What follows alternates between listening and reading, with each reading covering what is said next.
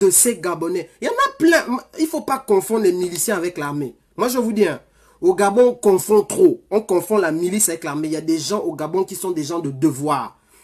Et on vous dira que lorsqu'il y a eu les attaques dans les rues à Libreville, il y avait d'un côté, les miliciens, en fait, ils ont été infiltrés. Ils ont été infiltrés dans certains corps. Et ensuite, le jour des attaques, ceux qui étaient infiltrés là, ils se sont regroupés avec les cagoules. Et il y a même eu, je vous assure, je vous le dis, il y a des supérieurs officiers gabonais qui peuvent le confirmer, il y a eu des moments où certaines factions de l'armée régulière gabonaise voulaient en découdre avec les miliciens parce que eux, quand on leur apprend à maîtriser des émeutes, on leur apprend que non, faut pas faire usage excessif de la force. Et eux, ils voient à côté des gars qui arrivent, non seulement ils sont armés, parce que la plupart des gens, les soldats gabonais n'ont même pas de balles. Ils ont des balles à blanc et ils ont des, comment on appelle ça, des bombes lacrymo. Ils vous diront, les gens qui ont participé aux émeutes du 31 août, que certains gendarmes leur ont dit, ne cassez pas, rentrez chez vous. Ou bien si vous cassez, on vous arrête, ou bien on vous disperse. Mais quand les miliciens sont arrivés, c'est eux qui ont commencé à tirer. Et comme les gars là de l'armée là n'avaient pas forcément les balles et les armes là, c'est comme ça qu'ils ont commencé à dominer sur eux. Mais je vous dis, hein, il s'est passé quelque chose à la Sablière dans la résidence d'Ali Bongo, entre le 28 et le 30 août 2016. Il y a un général, je ne vais pas citer son nom, mais il va se reconnaître. Qui va se reconnaître. Il était en convalescence au Maghreb quand les résultats des élections présidentielles sont tombés. Aïe, aïe, aïe. Comment je sais ça? Vous me posez la question. Et je parle maintenant à Frédéric, à tous ses potes. Vous, les gars, on est là, clair, net et précis. Le gars, là, on le convoque parce que Ali Bongo voulait avoir l'avis de tout le monde sur qu'est-ce qu'on fait. Il était en pleine négociation pour partir. Je vous parle des faits. S'ils veulent, ils n'ont qu'à venir prouver que c'est faux. Je vous parle des faits. Sauf qu'ils voulaient beaucoup de milliards pour quitter le Gabon. Ils voulaient quitter avec plein de monde. Des gens qui sont des assassins. Parce que les assassins qui sont dans le système là, la plupart des gens du système sont contre eux. Mais comme c'est eux qui ont les milices, ils en ont peur. C'est ça le fond du problème. Il y a beaucoup de gens au Gabon qui sont dans le PDG, qui sont émergents, qui ne veulent pas de ces assassins. Et ils ne sont pas 100. Ils sont une petite dizaine là d'assassins qui programment la mort des gens. Ok? Donc à partir de là, le général là descend à Libreville. Il va à la Sablière. À la réunion à la Sablière, il y avait Bidé Binze. Tu étais là. Faut pas venir, je suis pas dedans. Bidé Binze, tu étais là. Ali Bongo était là. Certains autres généraux étaient là. Et surtout Frédéric Bongo.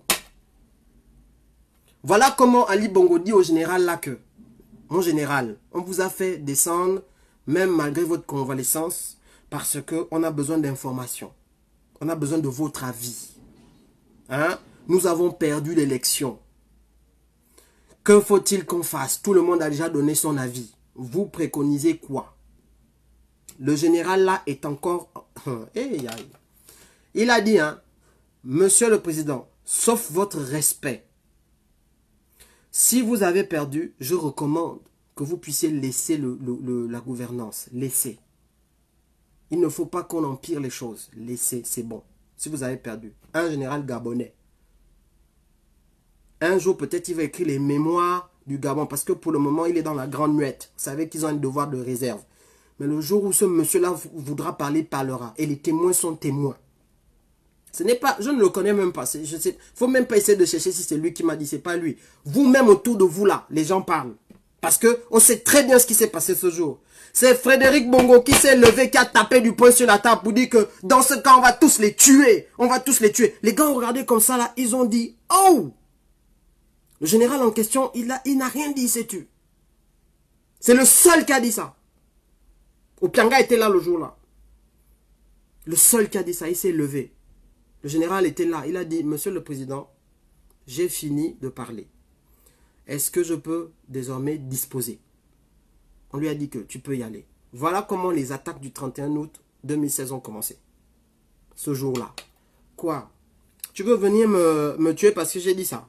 Quoi? Tu crois que les gars qui sont autour de toi là, ils ne savent pas ça? Il y a un général en particulier qui t'a à l'œil. Il te regarde comme ça, il dit que petit bouge. C'est pas parce que dans la lettre du continent, ils sont venus raconter des conneries que toi, tu tiens carrément la sécurité du Gabon. Ça, c'est écrit dans la lettre du continent. Mais les généraux gabonais disent que mais la lettre du continent, à un moment donné, il faut quand même vous asseoir, quoi.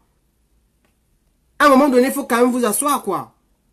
Quelle sécurité du Gabon cette personne tient? C'est parce qu'il est responsable du service de renseignement de la GR.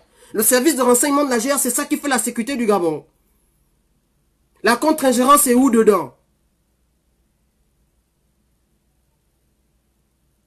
Le CEDOC est où dedans? La gendarmerie nationale est où dedans? L'armée de terre est où dedans? Les bérets rouges sont où dedans? Vous êtes sérieux? Parce que vous voulez monter un gars qui a fait ses classes à Saint-Cyr et que vous avez envoyé pour peut-être se positionner autour de quelqu'un que vous avez mis comme un pion? Que vous voulez maintenant venir manipuler les Gabonais avec des conneries que vous publiez dans la lettre du continent? Vous croyez qu'on ne sait pas que c'est les services de renseignement français qui sont derrière les articles des lettres du continent pour venir balancer des infos et voir comment la population réagit? Vous dites une deuxième chose qui est totalement fausse. C'est que oui, il est désormais le garant des intérêts du clan présidentiel, du clan des Bongo. Attends. Là, je pense que les gars du Haut-Togo là, il faut quand même à un moment donné que quand les gars là disent des bêtises comme ça, vous venez dire que calmez le jeu. Aujourd'hui, il n'y a personne du clan présidentiel qui veut entendre parler d'une succession à la Frédéric Bongo. Vous pouvez vous renseigner où vous voulez. Les gars disent que déjà Ali, on ne l'aimait pas parce qu'il ne venait pas, il ne connaissait pas, machin. Les gars du G2 disent que, je vous dis ce qu'ils disent. Ils disent que le gars là n'est même pas gabonais, il n'est même pas fils de Bongo. Au moins Ali, il était encore éduqué et élevé par Bongo. Mais lui, il est arrivé hier, il a grandi en France, il était dans ces trucs. Il veut venir prendre quoi pour qui de quoi? Le problème du G2 aujourd'hui là, c'est pas encore la succession. Ils sont pas encore dedans. Demandez au grand frère de Bogo Andjoa. Ils sont en train de gérer juste comment faire pour faire partir Ali correctement. Voilà là où ils en sont aujourd'hui. Faut pas venir nous balancer des pavés dans la mare pour que la population ait peur. La peur n'est pas de notre côté. C'est nous qui avons le pouvoir. Même si quelqu'un veut s'imposer comment, si on dit qu'on appuie sur le bouton, la chanson dit que tu vas faire quoi? Et nous on répond, moi-même je connais.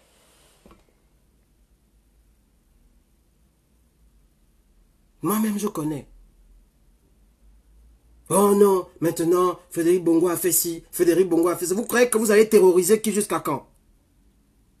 Si la France accepte même encore le truc là, c'est-à-dire qu'eux-mêmes dans leur tête, ils se disent qu'on a imposé Ali Bongo, il a fini par mourir tellement les activistes l'ont coursé, pisté, forcé à bosser. Le pauvre, il a fini exténué, même se reposer, il ne pouvait plus. Maintenant, on va encore mettre quelqu'un d'autre que nous on impose, que les gens ne veulent pas, dont les gens savent qu'il est comme il est là. Mais le pays là ne va jamais tourner, la CEMAC va tomber. Vous savez que si le Gabon tombe, la Centrafrique tombe avec le Gabon. Pourquoi? Parce que les intérêts économiques que Bongo a en Centrafrique sont énormes. Plusieurs sociétés qui sont leaders de l'économie centrafricaine sont des sociétés de propriété gabonaise. Vous savez que si le Gabon tombe aujourd'hui, c'est-à-dire que si l'économie du Gabon tombe, si à cause du fait que le peuple ne veut pas collaborer, comme c'est déjà le cas aujourd'hui, si ça continue comme ça continue là, ce qui va se passer, c'est que le Congo de Sassou va tomber. Pourquoi? Parce que la BGFI, qui aujourd'hui est la banque de la famille Bongo, c'est une banque qui a été créée par Omar Bongo. Tous les pieuvres, les tentacules de la BGFI commencent au Gabon. Tout se tient en Afrique centrale. Ça veut dire que si vraiment les populations de l'Afrique centrale étaient alertes, si elles avaient compris que c'est elles qui ont le pouvoir jour après jour, quand le Cameroun appuie, le Gabon appuie, le Congo appuie, je parle des populations, hein, les gars là vont nous inviter, même nous les activistes, on fait le bruit tous les jours, ils vont nous inviter que on ne veut pas écouter vos hommes politiques manger. Venez nous dire comment on fait, parce que l'affaire là nous dépasse. C'est la situation là que vous voulez. Si c'est la situation là que vous voulez, il faut faire vite, il faut nous dire ça. Parce que là, le Cameroun, ils ont lancé là. Là, c'est l'instabilité terrible. Pendant que la CEMAC a besoin de stabilité, une nouvelle instabilité arrive. Le Congo instable, le Gabon instable. Obligé au Naon de sortir les rapports en disant que ça ne va pas. Obligé la CEMAC, obligé le FMI dit que ça ne va pas. Obligé la France dit que ça ne va pas. Pourquoi? Parce que tout se tient et tout, la clé, c'est la population. La clé, c'est la population. Donc, ne dites pas, nous ne sommes pas forts. Et je vais terminer avec une citation. Une citation. Écoutez bien la citation, parce que vous devez comprendre. Là, maintenant, je parle à la population et je finis là-dessus. Le peuple gabonais. La citation dit ceci. Je termine là. C'est un proverbe. Or, aussi longtemps que l'héritier est un enfant, je dis qu'il ne diffère en rien d'un esclave, quoi qu'il soit maître de tout. Ça veut dire que, tant que tu ne réalises pas que c'est le pouvoir est entre tes mains, que c'est toi qui es le vrai dépositaire du pouvoir et que tu n'exerces pas ce pouvoir, Tu n'es pas comparé, tu n'es pas différent d'un esclave. Mais le jour où tu t'assois comme ça, tu dis, oh, mais qui produit? C'est moi. La France a peur de qui? Quand je dis peur, ça veut dire qu'ils veulent engager qui dans le processus économique? Ce n'est pas les gouvernants, c'est la population qui bosse. C'est les salariés. C'est les percepteurs d'impôts. C'est les gars qui travaillent dans les entreprises françaises. C'est vous, c'est moi. C'est pas les gars là qui sont... Les managers là, on peut s'en passer. Aussi longtemps que vous n'êtes pas conscient que c'est vous qui avez ce pouvoir là.